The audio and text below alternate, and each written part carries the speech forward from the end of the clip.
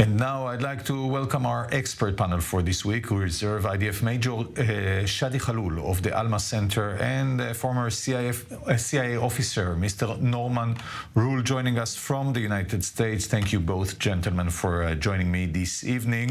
Shadi, we'll begin with you looking at the Lebanese front, what exactly Israel is trying to achieve, what Hezbollah is trying to achieve, and what are the chances not to be able to achieve both goals and to end up in a full-scale war.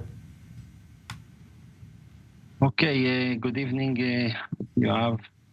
I think Hezbollah, what is he trying to do actually is to keep Israel busy in this northern front for his own internal issues, Iranian issues, and more than just being and standing with solidarity with Hamas.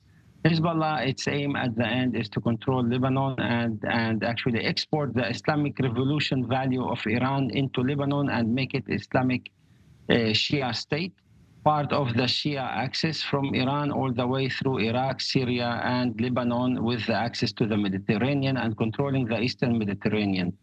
That's what at the end Hezbollah is doing. And after controlling Lebanon, they will take care of Israel.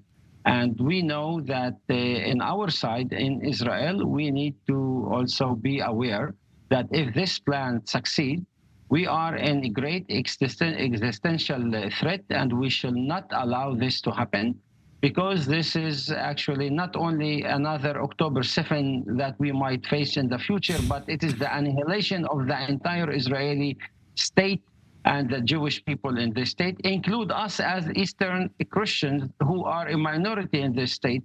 And I belong to a Maronite minority that majority of it is in mountains of Lebanon, are hostages on the hands of Hezbollah who want to destroy Israel and the Lebanese who are different than him at the same time. So that's what I can see here in this front in the north. And I, at the end, understand one thing, according to my past experience in IDF service in South Lebanon for 2 years, during 1996, 1997, that if we don't act to remove this threat and eliminate it by implementing 1559 UN resolution and not 1701. 1701 is irrelevant because we all understand that Hezbollah, those fighters who called Radwan Force, are those people who live in Yarun, in Marun al-Ras, in Itarun, in Binjbel,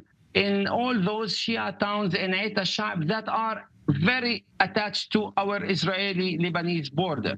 So talking about 1701 and retreating them back, it's irrelevant because they live in their own towns, and whenever they want to attack, they will be ready within less than 24 hours to attack Israel once order comes from Iran.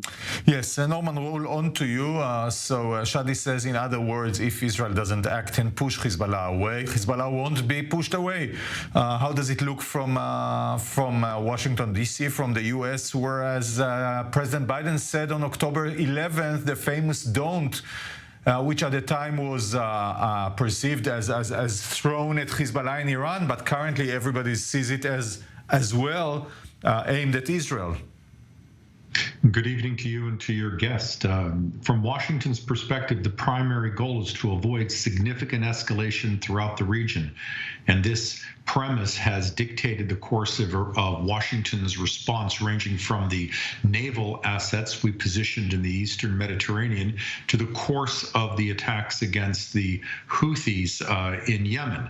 The Houthi attacks have been primarily aimed at degrading and removing as much of the missile threat as possible against global shipping. The Houthis have other tools, drones, explosive boats, mines, but the missiles remain the most dominant threat for the global economy with the Houthis. A broader attack against the Houthis, a broader attack against Lebanon, from what's being undertaken now, would risk, from Washington's perspective, escalating this into an unpredictable area. And again, Washington is seeking to avoid that.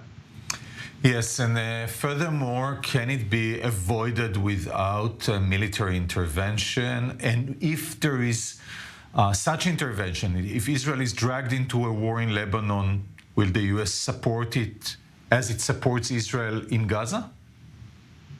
Well, the United States has remained very supportive of Israel in terms of material, political support, and economic support throughout this crisis. But at the same time, Washington has made it clear that it's pushed for a drop in the intensity of the violence and lowering the conflict. Any conflict in Lebanon would obviously have a massive impact on the civilian population of Lebanon, and you could expect the same dynamic to play out.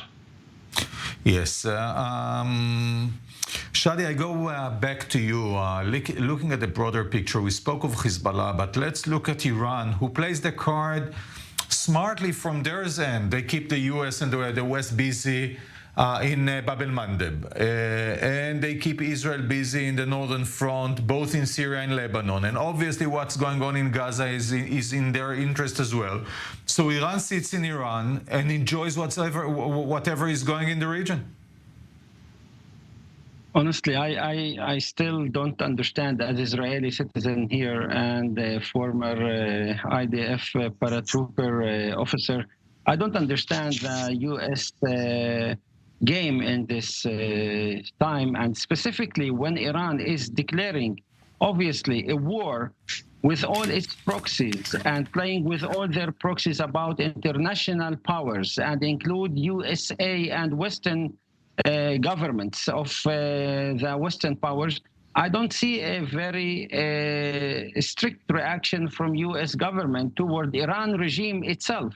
And they actually allow them to do all this. I think Israel should be clear, should make it clear to U.S. that if Iran keeps playing this game and actually impose this action against Israeli civilians, Iran should be responsible for this, and the head of the snake is Iran, as they call America the great Satan, and Israel is the small Satan. They should be responsible for their actions, and U.S. should actually deal with Iran directly, and this is easy to do when U.S. decide to do it. They can do it even much more easier than Israel. So I think if they want to bring peace to the region, if U.S. want to bring peace to Israel and to Arab countries around us and to Lebanon and their people too, they should get rid of Iranian regime hostilities against other nations in the region, and peace will come then to the Middle East if this is the real cause why U.S. is acting as it is now.